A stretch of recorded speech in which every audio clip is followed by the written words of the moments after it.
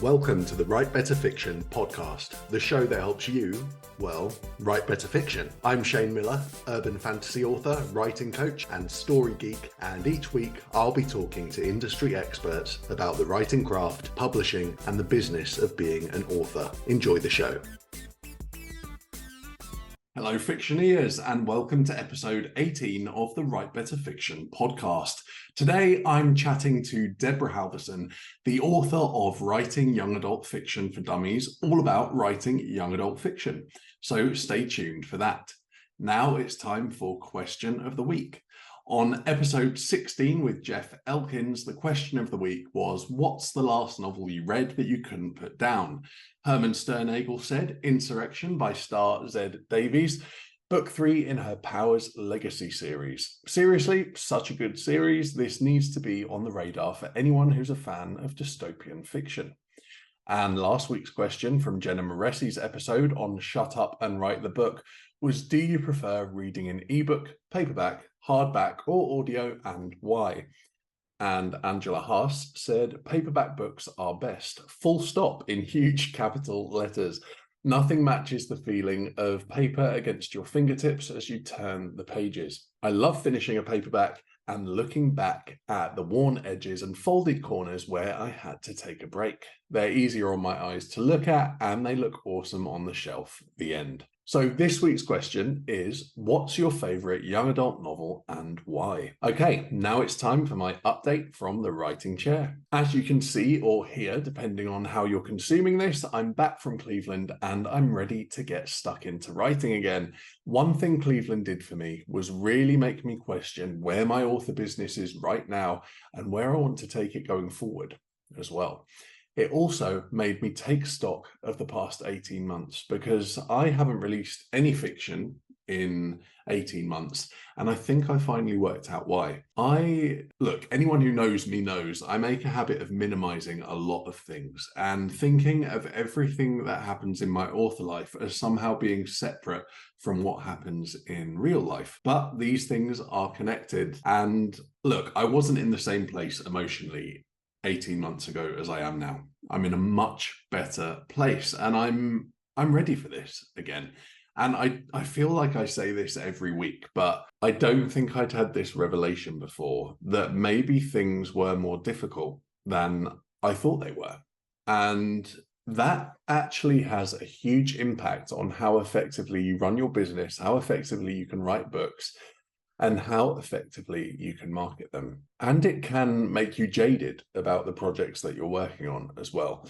Let's not forget that when we're going through tough times, that can impact how we view everything, and particularly everything that we do.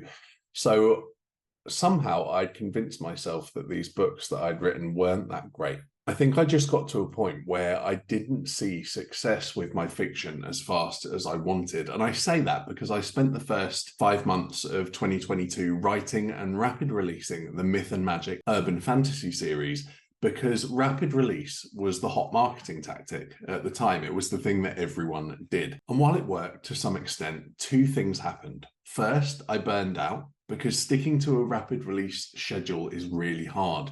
Plus the fact that I was in a soul-destroying corporate day job at the time. So sticking to that schedule was even more hard. And second, I took my eye off the ball completely where marketing and advertising were concerned and just threw myself headfirst into writing the Write Better Fiction craft guides for writers. And I don't regret that at all. I get tons of great comments about those books and I know they help people, and that makes me feel great. You know, what could be a better feeling for an author who wants to help other writers? But in the process of doing that, it's almost like the Myth and Magic series just died. It was completely dead to me and I completely forgot about it because I'd convinced myself that it wasn't that great. Recently, an author friend of mine, Cara Clare, who's an upcoming guest on the show, read The Witch's Revenge, which is book 1 in the Myth and Magic series, and she told me how good she thought it was. Now, a funny thing happens when someone tells you how good they think your book is. The first thing you think is, oh, they're probably just saying that to be nice. And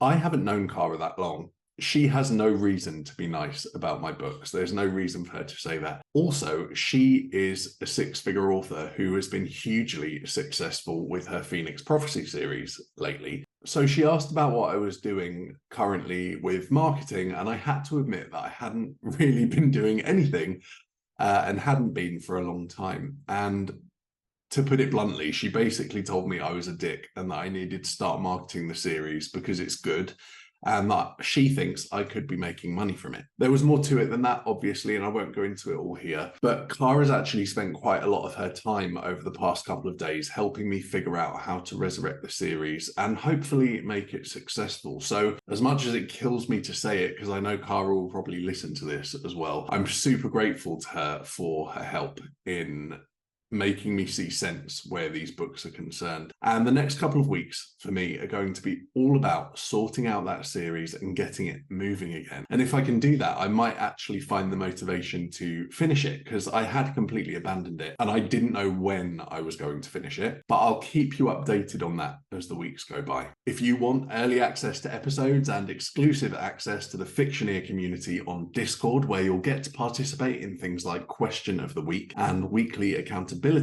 you can support the Write Better Fiction podcast on Patreon for just $5 a month. Support the show at patreon.com/writebetterfiction. When I reach 50 patrons, I'm going to start recording monthly Q&A sessions to answer all of your writerly questions. Okay, that's about it from me, so let's get into the interview with Deborah. Hello, and welcome to the Write Better Fiction podcast. Today, I'm joined by Deborah Halverson. Deborah Halverson was an editor at Harcourt Children's Books for 10 years until she climbed over the desk and tried out the author's chair on the other side.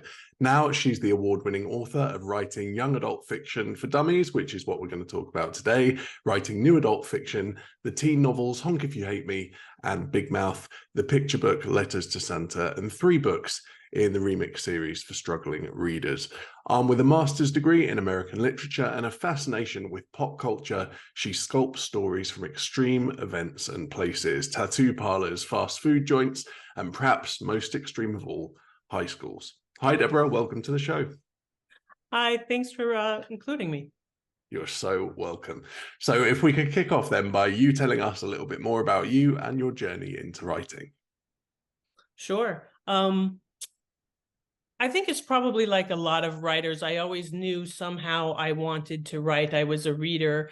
And I enjoyed writing very much in school.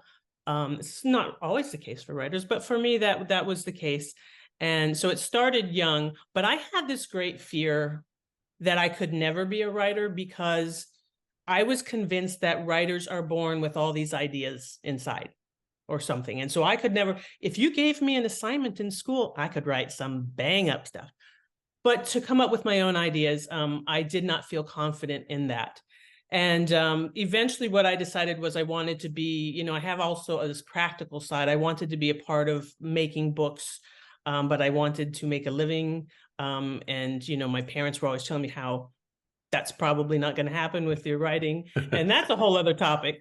So I decided to try to get into publishing as an editor.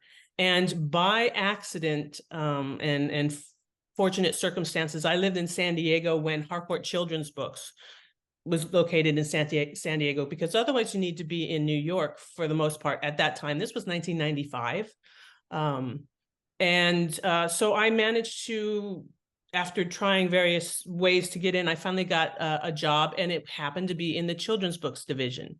And I became a managing editor and then eventually became an acquiring editor. And I fell in love with books for young people that first day in terms of creating them. Like a lot of young people, I was reading my parents' books. So I had read some young books for young readers. At the time, it was more up and coming space in terms of popular awareness. So a lot of kids, I read my parents' books instead. This was about the time Harry Potter came out. And all of a sudden people were realizing that books for young people can be as complex and fabulous and well conceptualized as any book for a grown-up. And that's not new to anyone who was reading them, but to the greater public. And so I just found my space there. And eventually I realized I too have ideas. So I started typing, and I didn't call it writing because I was still very afraid of this. I had a lot of fear in the beginning, or lack of confidence maybe. And so my husband would say, "Did you do a lot of typing today?" And I say, "I did a lot of typing. It was really good." So eventually, that's where Honk If You Hate Me, my first book, was born. And I found out you ideas are all over. You start putting ideas together, things clash in your head, and the story evolves. And I managed to get a 2-book contract out of that. So that was also Big Mouth. And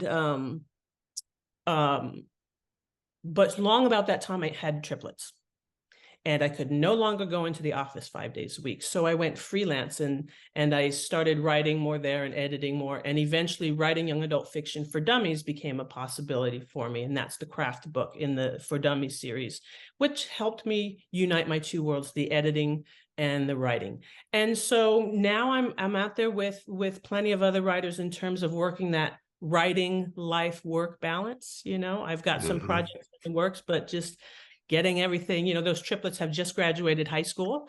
And so I have this crazy idea that I'll have more time to write. We'll see. But so I'm in the trenches with everybody, as well as being an editor. And that's my kind of, that's my space within the children's books world. And I really like that space. Well, that's great. What a journey into writing as well, to go from editor to writer. We often see it the other way around. Or at least that's been my experience chatting to other writers. So that's great. Okay, so that brings us nicely to our topic. In writing young adult fiction for dummies, you provide a lot of valuable advice for YA writers. So what do you consider the 3 top most important pieces of advice for someone just starting out in YA fiction? Right. One of them, I'll kind of talk about each one in order, because I could go on for hours about this, but we're limiting the talk.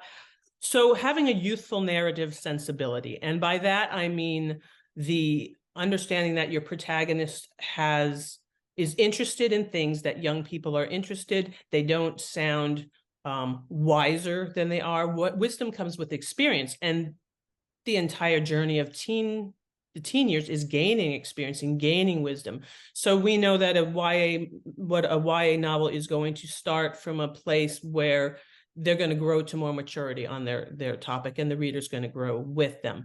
But understanding that you stay confined within the YA space, which tends to be school, close social groups, still a lot of family. There's a lot of sense of dreams yet to be attained. There's a whole category of new adult fiction, which is just beyond YA. And they're in the space of, okay, I'm out here trying to have that dream. How does it work in reality? We're not there yet with teen fiction. They're starting to, work on independence and all of that. So understanding that you need to be in the narrative sensibility needs to reflect what teens are thinking about. And that kind of dovetails with you need to create a youthful voice. YA fiction, you can sound like a grown-up talking to teens and even preaching to them. And there's no other way to turn off teens quicker than start preaching at them or sounding like a grown-up. They want to sound like someone's relating to them, talking to them.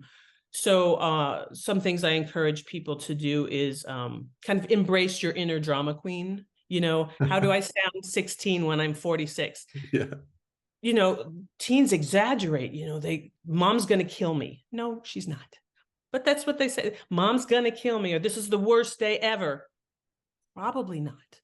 But they go big and they think big, and that can influence how you phrase things. I also encourage people to, you can sound younger, have a younger narrative voice. That means narration, not just not dialogue, really. I have people relax their grammar. The sentencing, you don't dumb anything down, but you don't have long, complex sentence after complex sentence where you have your clause and then the rest of your sentence and another one stacked on that and another one stacked on that. Certainly young people are articulate, but you might have a more simple, more relaxed grammar kind of approach to the words you put on the page, right? And then, so narrative, the mindset of it, the sensibility, the youthful voice, and then youthful dialogue. And that's when we get into things that when you sound like a teen, people think you have to use slang. And that's not what defines a teen voice. I mean, it's going to be part of their language. They even think maybe you swear a lot, and you don't need to do that. Teens blurt. They tend to blurt things. Like I said, they exaggerate. So your dialogue will have them exaggerating and that loose syntax I talked about. And another thing is, and it all works together, we pull them out, but they really work together, is that you make the conversation about that teen person. For example, someone might be telling their friend about the pizza guy who came over, and it would sound too mature if they're talking about the pizza guy came over and my mom invited him in because she never has anyone to talk to at work and she's lonely and she invited him in, and I came down and they're sharing a slice at the table. I would flip that around. A more teen approaches, they're like, you won't believe what happened. I came downstairs and the pizza guy is on the couch and I'm mortified. Someone's going to find out my mom invited him in. And, so it's about that person. It's not selfishness. It's self-centeredness. The world kind of still starts with you and goes outward. And, when we talk about teen fiction, we're talking about anything from age 12 and up. So there's a whole spectrum of how much you're focused on yourself versus you're starting to open up and think of the greater world. And so those three things I really, for people who are new to YA fiction, when you're reading it, look for the youthful narrative sensibility, dialogue, and voice. That's great. And actually, dialogue can be so key in many genres, but like you said, in YA, there's specific speech patterns that a teen or young adult 12 to 18 or whatever just wouldn't use, and we so often forget that when we're writing young adult fiction. So that's great. So obviously you mentioned voice there, but can you share some other insights on how you approach crafting relatable and authentic teenage characters? Because I've got YA writer friends who, or they want to move into YA, but they're worried about making their characters sound authentic. Like you said, you're 46 and you're writing about maybe a 16-year-old. Right. The characters, as we just said, they're still maturing in their decision-making, in their coping skills. So you let them make big and dumb decisions that aren't considered. I like to talk about it as they think big and take big action. Young people, they are incredibly optimistic. Even if they're pessimistic about the world at large, they're optimistic about themselves and their abilities and their potential. And so they'll make big moves that may not be as considered, and it causes a lot of trouble for the book. And of course, trouble is gold to fiction writers. And then they have to fix that, right? We need to believe that this is all done from young people really trying to solve their own problems. We empower these characters to make their mistakes and to try to fix things without going to the adults. Young people are reading YA fiction to feel empowered themselves. They know that YA fiction it always ends in some kind of optimistic hopefulness at the end of the story. There's an expectation in our young readers that they're going to get some kind of positive outcome that they can relate to and be excited about and they can grow from. They may have, these young characters may have a skewed sense of confidence, and so they'll think big and take big action. All that exaggerating we're talking about. They just don't have the life experience to have been beaten down so often that they don't sound cynical or suddenly consider every step. There might be the occasional character who, that's a character type. You can have someone who is perhaps stunningly thoughtful in their what they do, but that's not the general sense. And you get a lot more from your characters if they aren't that way. Your young character will have youthful dreams and fears. They will, again, we don't have maybe the cynicism of when you get older. And they, as we said, they think think they can do anything, so they're convinced they can be a rock star. You know, a grown-up will come in and tell you all the reasons why that's not going to work. They're convinced they can do these things. And so as again, we fall back into that extremes where they might have extreme dreams, and often these characters, because they're not as self-analytical yet, they don't have the maturity to really reflect deeply yet. That's for the end of the book, right? So they might their yearnings for what they want clash with their inexperience and with reality, and that creates a lot of the problems in the books, and that creates conflict and miscommunication and with others that keeps the conflict going without making the character mean or teen snarky. You know, people think that that's the teen attitude, right? But it's not. You know, they can be funny and clever and witty. They're old enough to be that way without having the snark in there, or being mean to other characters. They can still be incredibly likable and compelling. They just make decisions and take action out of inexperience and overconfidence, perhaps. Yeah, great tips there. Fantastic. The YA market has changed a lot over the years. Like you said, back in the day, it wasn't really recognized as an age range. It's a newer thing in terms of how long writing has existed. How do you suggest that new authors navigate these changing trends while staying true to their own voice and story? As with any space, if you're chasing a trend, you're going to miss it. It takes too long to write the book, get it sold, get it out in the marketplace. So what's changed in a larger sense and more long-term for young adult fiction in the marketplace is the dominance of contemporary realistic fiction. That's always there. It's always been a hallmark of books for young readers. Of course, look at any of the Judy Blume books, and you know, this is not new, but it really dominates the market space. We had a number of years back the dystopian surge and things like that, but for a long time, realistic contemporary fiction has been dominating it. Now the weird catch-22 of this is kids want it, they're buying it in great numbers. There's a craving for it, but there's just so much of it that it's really hard to break out into that space. So how do you do that in that market space? You've got this great, you want to explore the teen relationships in a contemporary context.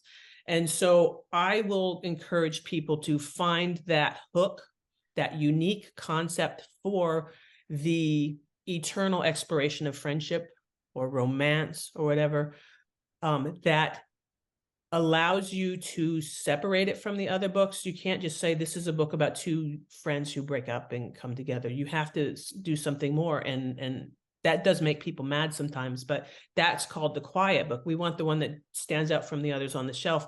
And then the publishers who are picky about taking it on, because there are just so many, will get it. And pick one that intrigues you. So here's an example of that would be, it's a bestseller now in many ways, thanks to Book Talk. It's They Both Die at the End by Adam Silvera. And the idea is when you wake up, you're notified if you're going to die that day, and you have 24 hours. And this teenager wakes up and it's his day to die. And so he's got to live that 24 hours, and he's never fallen in love yet. You know, he's just sitting at home. How do you spend that day? And he meets people and he falls in love, and it's amazing. Well, that's a hook we can sell, and you can still have the joy of exploring that relationship. Clap When You Land by Elizabeth Acevedo is a novel in verse, which is also really popular in young adult fiction. And she shows us that it's not, you know, a series of poems that tell the story instead of chapters.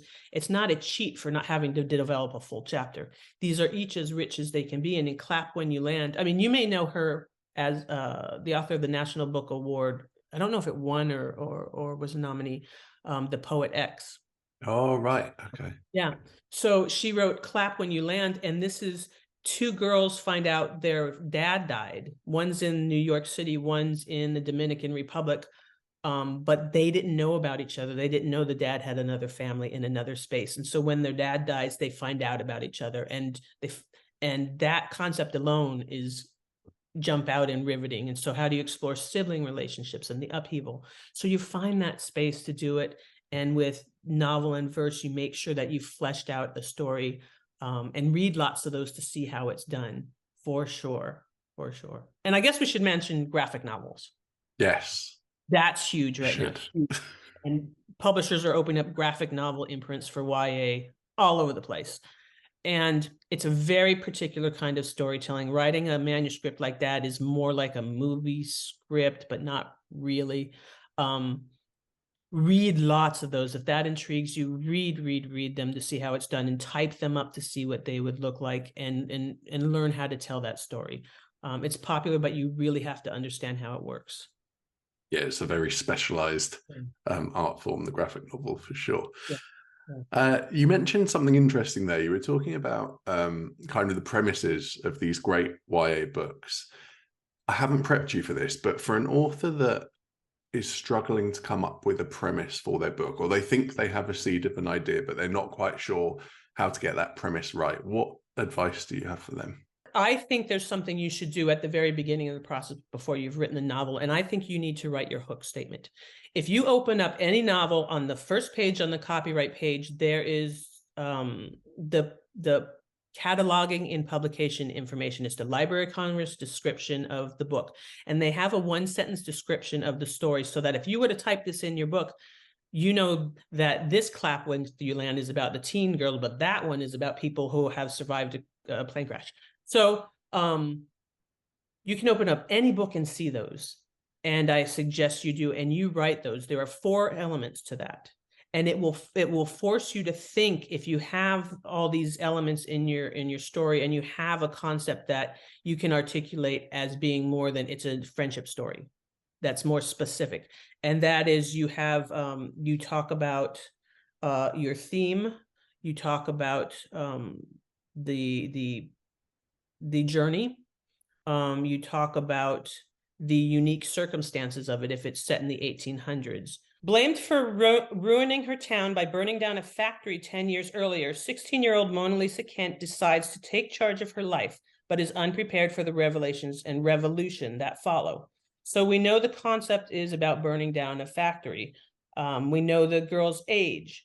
We have a sense of the journey that she's going to make, and she sparks a revolution among teenagers. And this statement, you can tape it above your computer, and it becomes kind of your beacon in the mist, because you'll be tempted by so many tangents as you're writing the book. And occasionally, you know what, the tangent makes you rethink your book, but mostly it just is distracting you.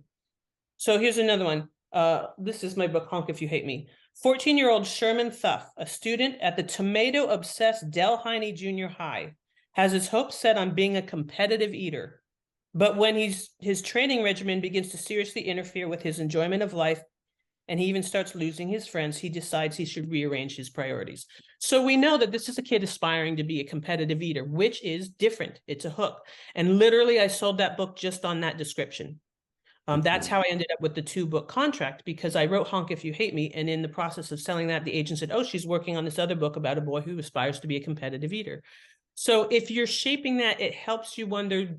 It's in writing young adult fiction, I actually put that at the front of the book, creating the hook statements, because it helps you think about all those elements. Do I have the journey? And so that's a good tool to help you figure out if this is a YA appealing concept, if it's something you can articulate and pitch to people and make it stand out in the marketplace. So I actually think that's a fabulous question, and I'm glad you asked, and clearly I get animated about it. I think it's fun. Well, it's an interesting topic, because so many writers hate writing their hook statements or log lines or whatever. No, it's awful. It can be awful after you've written a whole book. How do you bring it down into 40 words? I say 40 words or less. And the thing is, I started out in the business side, and for me, I'm glad I did that. I knew the creativity part and all that, but understanding the business space and being able to talk about, most of us are writers because we want to be published. So we have to know we have a business person hat on too. And so I would write those and send those into the Library of Congress. That was part of my job. So I was thinking about that early, and I think it's a wonderful tool for people, and it would address the situation you brought up. Yeah, and like you said, it helps you stay focused on what your book is about as you're writing it too. Yeah, definitely. Great. Now, there's a lot of debate about dealing with mature and challenging content in YA literature. I'm thinking about authors like Sarah J. Maas when she came out with her kind of spicy young adult fantasy books. How do you find a balance between authenticity but also being appropriate when you're writing for this age group? Because obviously teens are dealing with adult situations, but how do we show that on the page without being inappropriate? Sure. I think the first thing is to respect your readers. Young people are quite astute, and so they understand, and they are facing a lot of issues, and they have a lot of questions, and so they're turning to these books for answers, for solace, for they read them from within the safety of their own reading nook.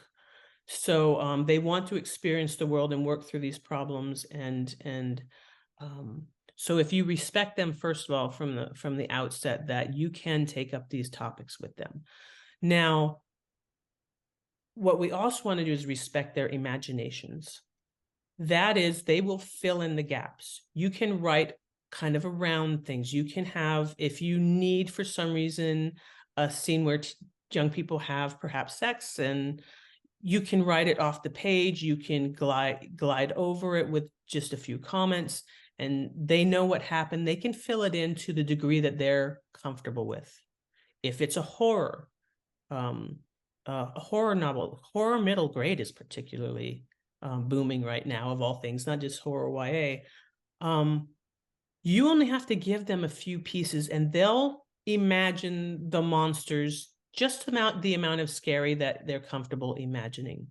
So, and with the physical stuff, I always say you can write sensual, not sexual. That is, young people are they're exploring their body and other people's bodies for the first time. This is so weird, these changes that we had. And so the experience is often very much, and they've never, a lot of them are they new to touching other people that intimately, whether it's kissing, holding hands, that's all new. So if you write the sensations of that, the amazement at what that other person feels like, or I didn't know they would be so soft, or not, or just they are so soft, wow. And regarding their own body, there might be, you'll be writing this sex scene, but you're not writing about, put tab A in slot B. You're writing about, oh my gosh, he touched my back. Did he feel my back roll? There's a best-selling book, Dumpling, which was also made into a Netflix show. And that's what happens. She finally has her first kiss with this boy that she's really attracted to, and he's really cute, but she's very sensitive of her body, which is overweight. And he runs his hand down her back, and she freaks out. So we get that intimate scene, but it's not about the sex. It's about her processing it. And so that keeps it youthful. That's a YA narrative sensibility, like I talked about, but allows you to have those scenes with talking about sensations and not graphic covering. If you're new to YA, you want to read a lot of YA to get a sense for how others are handling that. And that's one thing. They're keeping it off the page, and they're getting in people's heads, even when we're talking about bodies. Yeah, and that's a great thing. Like, rely more on the emotional experience than the physical experience, and that'll be easier. Yeah, great. So what role then do you think, I know you've spoken a bit about how, teens want to experience certain things through reading. What role do you think YA fiction plays in shaping its readers, and how does that influence your writing or YA writing in general? Well, we talked about how young people are still developing their decision-making and coping skills. They're becoming more mature. So we get to see a character go to a place of more maturity by the end of the novel. And that's really your test. If you get to the end of the novel, if you take your character out of the last chapter and drop them back in the first chapter, I call it the lift and drop. Imagine doing that. they're probably not going to have the novel, because the novel won't happen, because they're more mature and they wouldn't have fallen into made those bad decisions, right? That's someone who, if you think about that, you can kind of test, did I send them through a full growth arc? And through that experience, our young readers are influenced. They've just learned something new about the world, or just about interacting with people, with their social group. As I said, there's always some kind of hope or optimistic outcome at the end of the story, or at the series. So readers know they're going to see someone work through a problem well, and they're going to feel good, and they're going to internalize all of that. Young people just want to have fun, and so it influences when they're reading for fun, they're learning complex thoughts and communication. So it influences that, and we're still influencing the cognition and language skills of our young people when we're writing. Let's see. I think just understanding that they're trying to experience the world and gain that wisdom without being out in it is the way to understand how our YA fiction can shape readers, even the fun stuff. Even the fun stuff focuses on relationships at some point. I mean, there's a love relationship in pretty much every YA book. It's not the main thing. Yeah, definitely. You blew my mind at the start of that when you said about the lift and drop. Now, oh, yeah. I've never heard anyone explain it like that before. And we were talking offline about how a lot of young adult fiction techniques can inform other genres. I don't write young adult, but I can see that lift and drop technique working really well for any writer.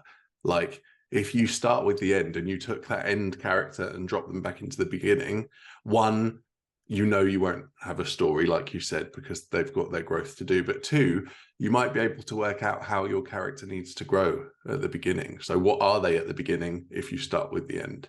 And what would that character say to their former flawed self if they were to go back and talk to them? So you can be really obvious about it too. In fact, I tend to do that in my stories. At the beginning of Honk If You Hate Me, Mona goes into a store, and she's buying something, and the clerk says, "Hey, don't I know you? Aren't you that Mona Lisa Kent girl?" And she's like, "No," and she doesn't even look at her, and she like runs out of the store. Well, she's someone who doesn't want to be famous, doesn't want to be known, but she is, and it makes her mad. By the end of the story, I have her go into a convenience store when she's on the road with her greater fame, and the guy says, "Hey, aren't you that Mona Lisa Kent girl?" And she looks him right in the eye, and she says yes. So I kind of like to put them in similar circumstance. You don't have to be that directly reflective, but it's that idea of testing, and that's a hard thing to test. Yes. Yeah. No, that's great. Okay, so obviously you've got vast experience as an editor of YA fiction as well as writing it. We've spoken about that. Can you talk about some of the common pitfalls that you see in YA manuscripts or have seen, and how readers can avoid those? Well, I already mentioned you can't make them sound too wise. I'm sorry, I have a cold. It's okay. You can't make them sound too wise or self-aware, at least at the beginning. And so that will often be, I think that's probably the most common thing. Like I talked about that experience with the pizza guy, the idea that they sound too mature when they can understand other people's motives and they're thinking of others first. I mean, they're not, as I said, they're not selfish, they're self-centered. They think of themselves and start from that space. Another thing is maybe they have the adults saving the day. Kill off all those grown-ups, get them out of the book. Well, that's why there are a lot of orphans and single parent families where the one parent has to be out working all the time. You got to get them off the stage. You can't have your teen and relying on the grown-ups. And phones did not make that any easier, because now you can just call for help if you're in trouble. So you got to have your phone run out of batteries, your character's phone run out of batteries. But you need to empower your teens, and that gets back to, what do readers want? YA readers want? They want to feel empowered. They want to solve the problems. So a lot of times I have to say, take that. In fact, I had to tell someone yesterday, I said, the grownups keep coming in and dropping these truth bombs on there. He's got friends, have the friends come in and you work out the truth bombs together, so empower your teens. I find that authors, in a common thing they don't do for YA is they tend to not give us setting or scenery. That's something I run into a lot because we're encouraged in, especially middle grade, but YA too, is to have a lot of action and dialogue. They don't want the story to be slow. They certainly don't want an opening slow. Well, how do you give all the backstory and set up the story and build your world without a sense of place? So I often have to walk YA writers through techniques like working in those little, I call them narrative beats, those pauses where you put he said and she said, opening the door or sitting down or brushing hair out of her face. Stop brushing hair out of your face. Stop turning to people in those. Stop frowning and laughing in those she said laughing. That does nothing. That reveals nothing. That's the moment when you have the character interacting with the prop or blocking themselves from the sun or doing something that shows their sense of space and builds that world by sprinkling it into those moments. That's the moment when the character is just washing and rewashing a cup and not looking at the person talking to them. And that tells us, they're not engaging. They don't want to engage. And so that tells us more about the character and the environment, the space. That's maybe we found out just how poor they are or that they've got this awesome kitchen.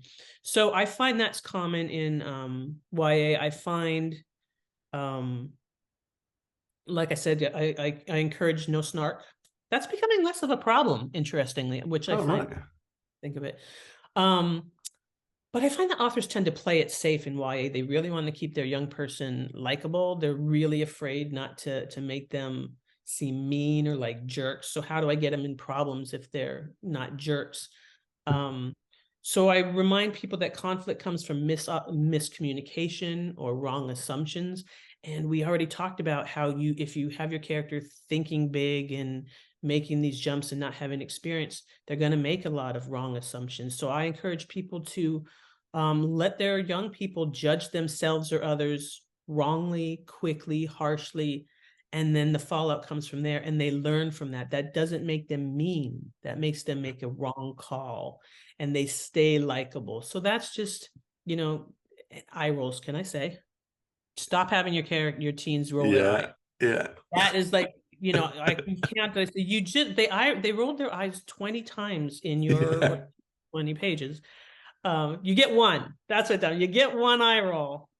That's also, they think that's a teen attitude kind of thing. You get one. Yeah, that is definitely good advice, for sure. Okay, so on your website, deareditor.com, you provide advice for writers. Is there any question or topic that seems to come up more than any other, specifically related to YA fiction? And what advice do you usually give in response? People are always asking about querying and submitting, but craft-wise, well, one of the things I do with this, my idea was, it's kind of a Dear Abby for readers. People, writers were always telling me I'd go to events and they'd say, I just had this one question I wanted to ask and I never found an editor to ask. So it's the one quick question, one quick answer. And I find that that opens up a variety of things from and I like that. I like the variety of it. But something fun that came up that people really responded to hearing is this idea that I've touched on already, is in YA you're expected to have a lot of action right off the bat. Stories got to start right away, and they want to anchor their characters in their world, so they'll ask about that a lot. And one of the questions was that I just ran was, you say start with the action, but there are these 2 YA novels that I love and they're bestsellers, and they start with that dawn of the day thing. I wake up, I go down to breakfast and I get my bag and I go to school. That's so common. I have to push people beyond that. Let's start at school. And so one was The Fault in Our Stars. It has a slower opening, but it's a bestseller. And another was If I Stay, which is about this girl who is the only survivor of her family's car crash. And so, yes, she comes down to breakfast. She has breakfast with her family. And so isn't that a slow opening? Well, the chapter header is 7:09 a.m. And anyone who's picked up that book knows that there's a crash coming that she's going to survive from. So we've already put a timer on it. So the author is using anticipation to add stress to that opening. It's not just here's her world, so you have a reference for it. And then they start making their plans for going, and it's going to involve them driving out in the snow. And as this unfolds, your tension is and anticipation is just escalating. And so she used a lot of other tools to make that beginning feel active, dynamic, engaging.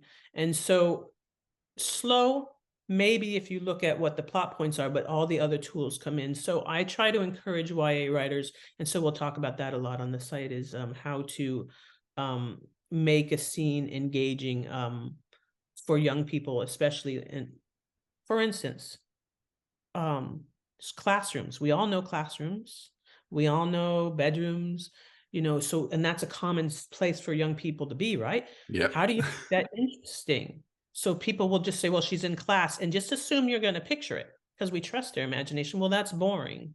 And so we talk about, well, what's a more interesting place you can get? You can have the characters trying to talk during their baseball game. And so they're just able to talk between hits, or and running the bases, or working at their Starbucks job after school. Well, they have to have these intense conversations between customers. You can make it more interesting. And so we'll talk a lot about setting more interesting settings and just ways to make it more engaging. Yeah, and I guess, like you said, you touched on that blanket advice there that we always hear: don't start at the beginning of the day, and don't have them going downstairs and having breakfast and all that stuff. But if that's necessary and it's actually interesting because of the plot, then that doesn't mean you can't do it, right? It just means don't make it a boring opening to the day. Right. Well, The Fault in Our Stars starts with this character walking into this meeting where she's going to meet the person she falls for. And she's like, my mom's making me come. But what's interesting is that happens, but he immediately focuses on the fact that she's got terminal cancer. And she's like, she just poo-poos it. She just waves it off. And all of a sudden you're like, what? It startles. If you can startle your readers, if you can surprise them, if you can get them to focus on the character and what's happening, and not just information about the space. And we learn that she's just as annoyed by her parent, who thinks, adults who think they know what she should do better than she should, as any other teen. So we've related to her there. So the focus becomes on her and not walking into this space that's got to be described. So yeah, it's a challenge for writers of any genre, for sure. With young people, you sometimes people feel limited to the spaces you can put them in. So we gotta shake them up a little bit and where we put them. Yeah, definitely get creative. Perfect. Okay, so this is the Write Better Fiction podcast, and this is my favorite question, so much so that I ask all my guests. So, Deborah Halverson, why do you write fiction? It's actually I found it really every time you ask your author this, because I follow your podcast, I just think, wow, what are they going to say? Because there's so many reasons. I love exploring what happens when you put normal people in extraordinary circumstances. All of my novels are that. This young boy who aspires to be a competitive eater. That is extreme. Normal people in extreme circumstances. The same with Honk If You Hate Me. I put this normal kid in an extreme circumstances with quite a microscope. I want to see how they react, because for me, I find that I'm a story weaver all the time. If I'm sitting out in public, maybe waiting in line, and I see someone who's got maybe a stressed out look, I've now tried to figure out what they're doing. Or, oh my gosh, they're going to rob the bank and I'm here. What am I going to do? I am going to sneak around this table here, and I'm going to come up behind, and I'm going to remember everything I learned in Taekwondo. And so I don't know how to exist without spinning stories in my head about people I see, what's going on. And that fascinates me to see what will normal people do. And so because I like writing, it's more often going to be fiction then, because I can spin that tale and see what people do. And I find that great fun. To me, it's a win-win. I love it. Yeah, it is so much fun. Completely agree with you. Okay, so can you tell everyone a little bit about where they can find more about you and everything you do? DearEditor.com is a great space to begin. And of course, my website, DeborahHalverson.com. Right now, there are just so many social media spaces that's like, you can find me on da, da, da. So that might be the best starting point, because I am on Twitter, but that's going quiet. I'm really enjoying Instagram. So I tend to have two accounts on the social media. I'll have Deborah Halverson on Instagram and Twitter and Facebook, but I also have DearEditor.com or Dear Editor on each of these spaces, where I post videos, just like 1-minute videos with basically what I do at DearEditor.com. I will record those tips and I put it out there on that space, and then I can be more personal on DeborahHalverson.com. I have fun on social media, but it's a little hard to work out right now. So I'm on a lot of the spaces you're at, but. Yeah, same. There are so many new ones popping up every day as well. Which so DearEditor.com, honestly, it's a great place to start. Okay, great. Well, thanks for coming on the show, Deborah. That was fantastic. Thank you. It was fun. I love talking about YA fiction. I just think I'm in the best space ever. How lucky that I get to work with stories for young people, with people who create them. It's the best. I hope you enjoyed the interview with Deborah and picked up a ton of actionable tips on how to write young adult fiction. Join me next week when I'll be chatting to my good friend and world-building expert, Angeline Trevina, all about building fictional worlds. Have a great writing week. Thanks for listening to the Write Better Fiction podcast. Remember to hit subscribe on your favourite podcatcher and leave a review, and we'll chat again next time.